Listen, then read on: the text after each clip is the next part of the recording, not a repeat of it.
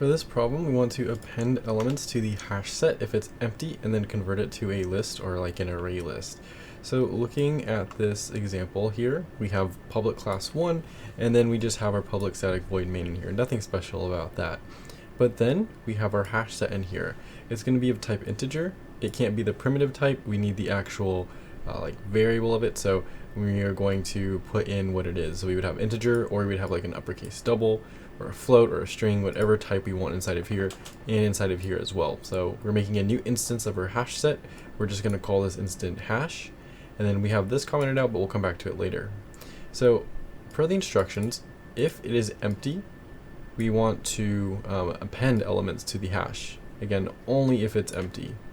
So if it's empty, if hash dot is empty, which we can do by just doing hash dot, and a bunch of stuff will come up. So if you do like hash dot, you can see all of these different things, all these different methods that we can use. So hash dot is empty is going to return true because we have nothing in here right now. We're going to do hash dot add, and we add a 56. Otherwise, we're just going to print out hash set is empty. So then we need to convert it to a list array. To do this, we are just going to have object, because hash is an object, and one of these things that hash can do is it can become an array. So we would do hash dot to array. We're going to store this object inside of hash arr, and we would see it's an object by doing just a hash dot to array, and we can see that it returns an object. And since it returns an object, we know that we need to store it in a type object, which is what we're doing right here with this array. And then afterwards, we're just going to print this out. So if we are to run this, our hash is empty. We can run it, and we are going to do printing hash set, where we add in 56 from inside of here. We're going to append elements to the hash set if this is the case. If we wanted to actually have something already in our hash set, so we do like hash dot add, this is like our test statement, we would fall into our else statement, and we would say hash set is, this should be not empty. So we would do hash set is not empty, and if it's not empty, we're going to print out what we have inside of here, and that's just going to be printing hash set 1. We can see we have a for loop that runs in case we wanted to add more inside of here.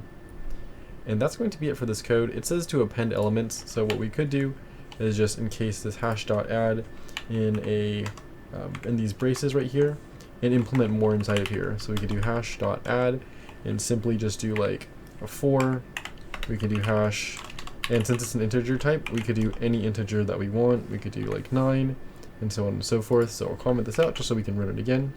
And that's a very basic exercise that we would work with hash maps. This needs a semicolon right there. And that's just going to be it for this exercise and how we would do this. Now, this is great doing this right here because I just caught a mistake.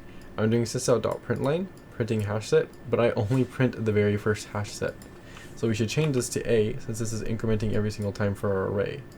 Now, running it again, we're going to get 4, 56, and 9. Notice how we don't have it in the same order.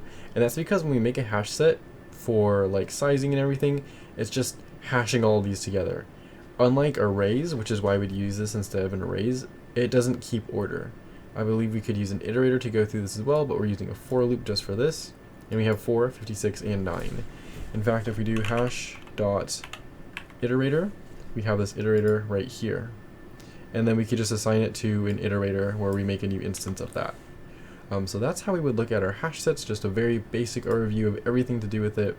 Again, they're not going to be in order once we print it out. That's just how hash sets work because of the sizing.